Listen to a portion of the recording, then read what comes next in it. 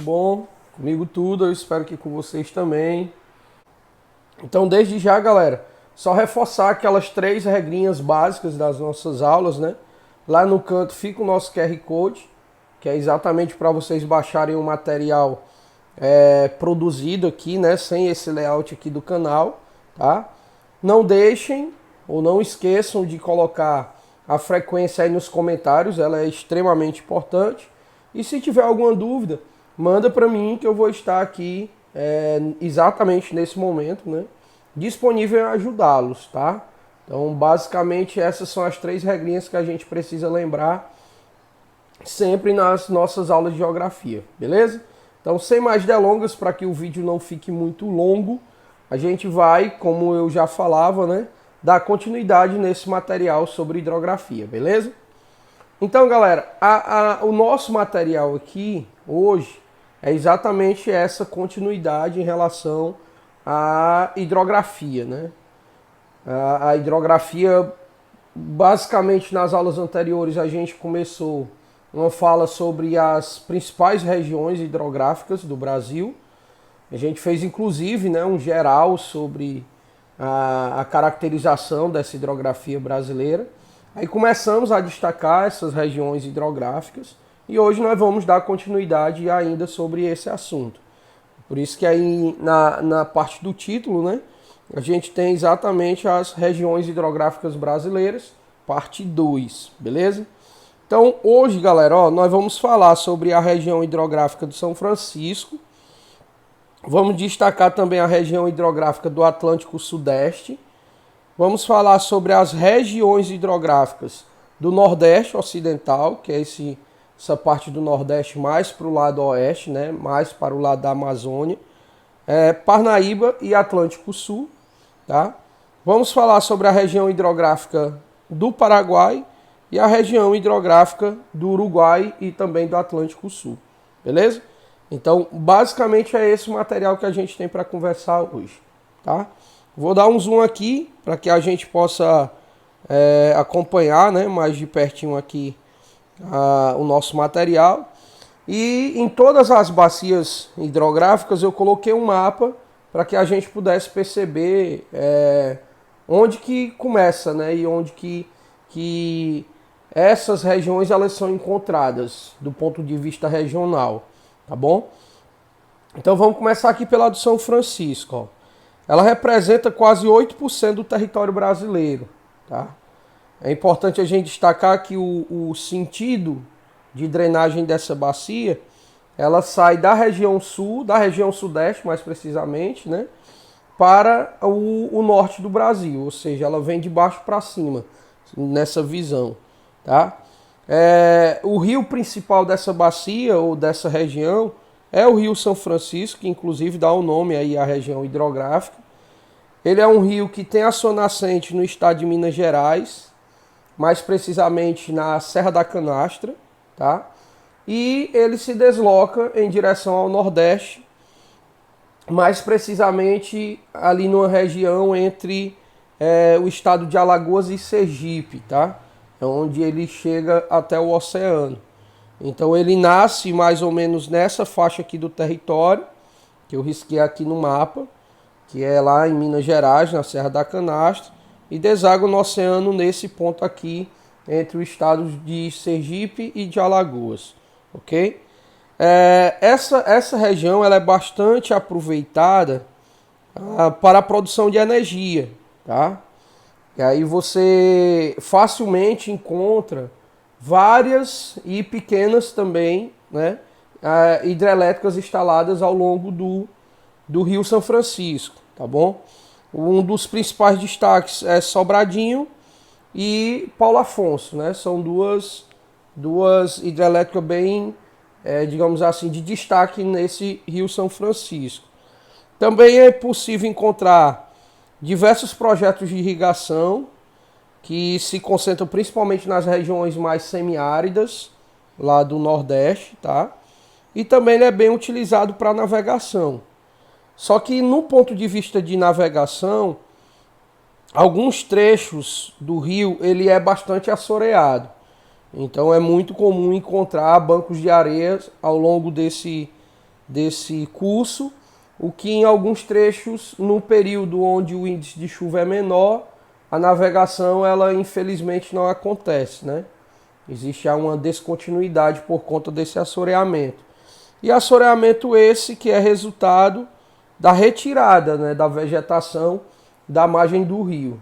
Então geralmente a galera utiliza essa margem para fazer alguns tipos de cultivo, e aí ele retira a mata original e acaba deixando essa margem mais vulnerável para a retirada de material. E esse material, como a gente já conversou, ele vai se acumular no fundo do rio, o que consequentemente vai gerar também esse assoreamento, tá?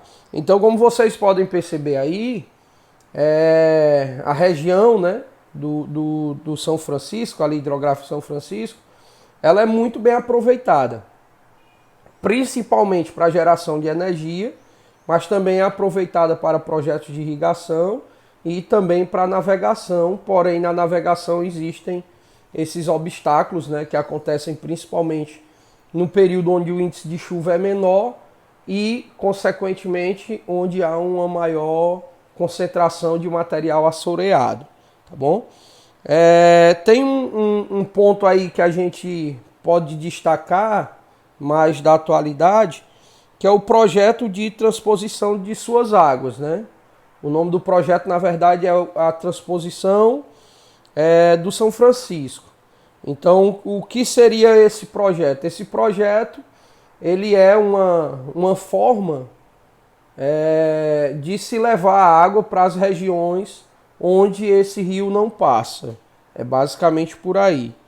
Só que ele é um projeto, né, que além de receber grandes destaques na atualidade, exatamente por levar água para regiões carentes de recursos hídricos, ele também sofre uma série de polêmicas na atualidade. Então ele é um projeto que se discute muito a finalidade. Existem algumas discussões, alguns argumentos que dizem que essa água ela vai favorecer mais os grandes latifundiários, e inclusive os famosos, como nós chamamos, viveiros de camarão, né? Atividade carcinicultura, tá? E não para a população que realmente precisa, é mais para atender interesses econômicos de grandes empresários. Existe essa discussão, tá? O custo do projeto, só para vocês terem ideia, ao longo de mais ou menos aí 2 décadas, né, que o projeto já deveria ter sido finalizado e ainda não foi, o valor dele quase que quadruplicou, né?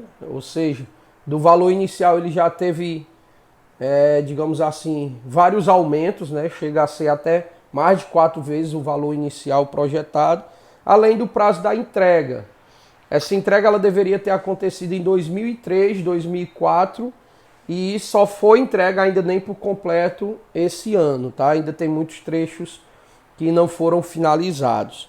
Então é um projeto assim que traz uma série de benefícios para a região, mas que traz algumas discussões, algumas polêmicas nesse sentido. A finalidade real do projeto, o custo do projeto e o prazo de entrega desse projeto, tá bom? Então essas são algumas informações que vocês precisam conhecer sobre a região hidrográfica do São Francisco, beleza? Aqui eu coloquei algumas imagens, depois vocês podem dar uma olhada, né? Sobre o rio em si, a geração de energia e essa foto maior que representa exatamente esse projeto de transposição, tá? Desculpa aí, a garganta está muito seca. Região hidrográfica do Atlântico Sudeste. Essa região, como vocês podem observar aqui no mapa, né, ela se concentra principalmente nessa parte do território brasileiro. Ela representa um pouco mais, né, de 2,5% do território brasileiro. E se vocês pararem para analisar, por isso que eu fiz questão de colocar o nome dos estados, ó, ela se destaca, galera, por basicamente abastecer uma das regiões mais urbanizadas e mais industrializadas do nosso país. Daí a importância grande dela, né? Então eu coloquei aqui, ó, ela é uma região hidrográfica que é bastante povoada, que é bastante ocupada, né? A densidade, que seria aqui a concentração de pessoas nessa região, chega a ser 6 vezes maior do que a média brasileira. Então você percebe que a quantidade de pessoas que dependem dessa região é muito grande, né? Até maior do que outras regiões brasileiras. Ela apresenta uma grande quantidade de atividades econômicas que são desenvolvidas na região e que dependem dessa região hidrográfica, assim também como o parque industrial, né? Então nós temos várias atividades econômicas dependentes dessa região, assim também como a indústria, como eu falei, é uma região que apresenta o maior índice de industrialização do país, tá? E sem falar que é uma região hidrográfica que abastece aí a estados brasileiros, digamos assim, né, que tem uma economia bastante desenvolvida. Então, assim, galera, em outras palavras, essa região, ela é uma região dos riquinhos do Brasil, podemos dizer dessa forma, tá? Espero que vocês não me interpretem numa visão errada, mas é você pegar a região mais industrializada, mais desenvolvida economicamente falando, com maior índice de urbanização. Então é uma região hidrográfica que tem uma importância muito grande para uma das regiões mais urbanizadas, mais povoadas e mais industrializadas do país. Tá? E daí você entende a importância que ela tem exatamente para essas áreas, né, do território brasileiro. Região hidrográfica do Atlântico Sudeste. Tá? Vamos subir agora aqui. Vamos juntar algumas regiões, né? A do Nordeste, da Parnaíba e do Atlântico Sul, tá bom? Se eu não me engano até aqui, galera, eu acho que eu devo ter confundido. Acho que aqui é Atlântico Norte, tá? Acho que eu confundi até porque depois eu vi aqui embaixo Atlântico Sul de novo, ó. Aqui é Atlântico Norte, se não me falha a memória. Mas depois vou dar uma conferidazinha e combinar aí com vocês, ok? Então assim, ó, juntas essas três bacias hidrográficas, tá? Elas representam quase 8% do território brasileiro, né? São as suas áreas de atuação. Elas atuam principalmente no sertão, essas áreas de sertão tanto do leste, essa parte mais para o lado do litoral, como também do nordeste brasileiro. É uma região que tem um baixo potencial energético, até porque na sua maioria ela é composta por rios temporários, né? Como a gente já falou, são aqueles rios que secam em uma determinada época do ano, tá? Então o potencial energético nesse modelo de rio, ele é ineficaz, digamos assim, né? Por conta dessa redução do volume. Mas ela se destaca principalmente pelo abastecimento de água para a população, né? Saneamento básico, água tratada, isso, aquilo, outro. E também os projetos de irrigação que são presentes ao longo de suas margens. Então, nesse caso aqui, o que a gente tem que entender basicamente são esses dois pontos. A sua ineficácia, né, o seu baixo aproveitamento do ponto de vista energético, de geração de energia, e o fato dela ser mais utilizada para irrigação e para o abastecimento da população. Então ela se concentra principalmente nesse ponto aí do nosso território. Tá? Aqui nós vamos para a região hidrográfica do Paraguai, que ela se concentra principalmente nessa área. E aí o que é que nós temos que destacar? Ó? Ela representa cerca de 5% do nosso território. É essa região aqui, galera, a responsável por drenar o Pantanal, né? Que a gente está vendo aí muito nesses últimos dias aí nos jornais, né? Por conta de toda a problemática que tem envolvido essa região, ou esse ecossistema. Tá? Então, a região hidrográfica do Paraguai, ela é a região responsável por drenar a maior planície inundável do planeta, que é o Pantanal. Então, os períodos de cheia na região do Pantanal, ele é consequência exatamente do aumento do volume de água dessa bacia, tá? Então, como o Pantanal ele é uma planície, essa água ela transborda por todo o Pantanal e cria os chamados lagos artificiais que a gente está vendo aqui, né?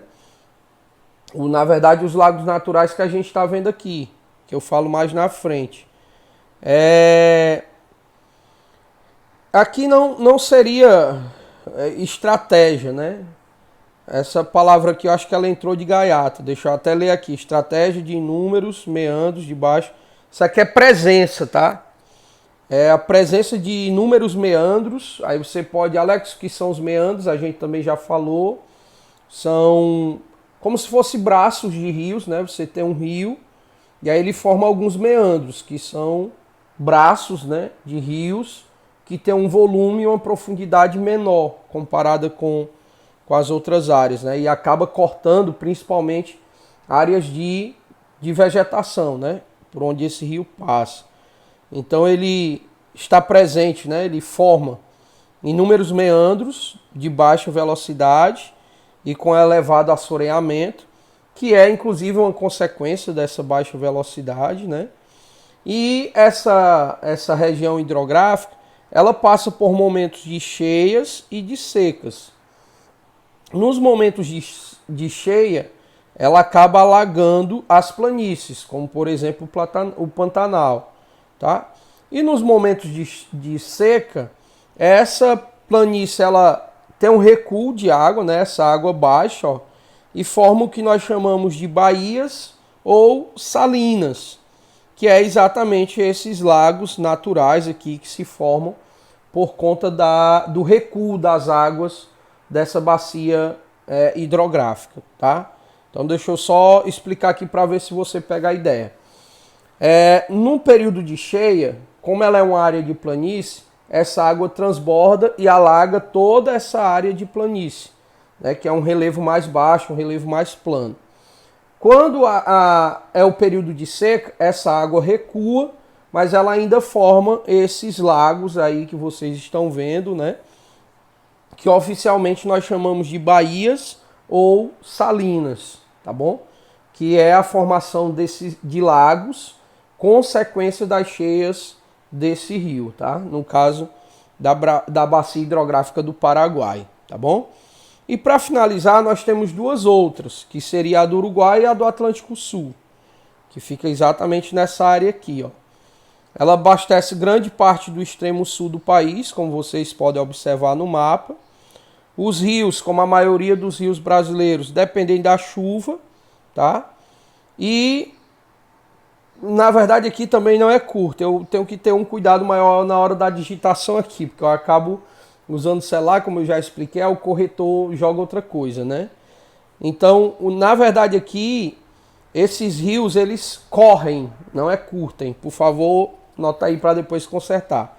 Eles correm tanto para o oeste, como também para o leste. Então, eles correm tanto para essa direção, quanto para essa direção aqui. Os rios que correm para o oeste, eles desembocam no rio Uruguai, tá? E abastecem importantes áreas de agroindústrias. Alex, o que é uma agroindústria? Uma agroindústria é uma indústria que trabalha com produtos que vêm da agricultura e da pecuária, tá, galera? Então, por exemplo, o arroz que vocês compram aí, que hoje está valendo ouro, né? A manteiga, o óleo, né? Deixa eu ver o que mais aqui. A salsicha, o feijão. O feijão não, porque geralmente a gente compra sem ser industrializado. Mas todos esses produtos, eles vêm de uma agroindústria. Ela é uma indústria que pega o produto que vem do campo e industrializa para o consumidor, tá certo? Então isso é uma agroindústria. Ela é muito presente, principalmente desse lado aqui, ó, do lado oeste, beleza? E do lado leste, ele abastece áreas urbanas e industriais. Então você tem nessa faixa aqui que eu estou pintando, ó, a maior concentração de população e também de indústrias da região sul, que são abastecidos principalmente por essas duas regiões hidrográficas aqui, a do Uruguai e a do Atlântico Sul, beleza? Então, galera, era esse material que a gente tinha para trabalhar hoje, tá? Sobre as regiões hidrográficas. Aqui, basicamente, é o final dessa fala sobre regiões hidrográficas. E mais na frente nós ainda teremos um outro material que fala sobre outras condições, né, da hidrografia no Brasil, beleza? Então espero que o material ajude vocês. Caso tenha alguma dúvida, manda para mim que eu vou estar aqui no Zap à disposição e ajudá-los, beleza? E no mais, fica aqui o meu abraço, um cheiro no olho de todo mundo e até a nossa próxima aula, se Deus quiser, e eu tenho certeza que Ele vai. Falando em Deus, que Ele abençoe vocês, a família de vocês e até lá. Valeu!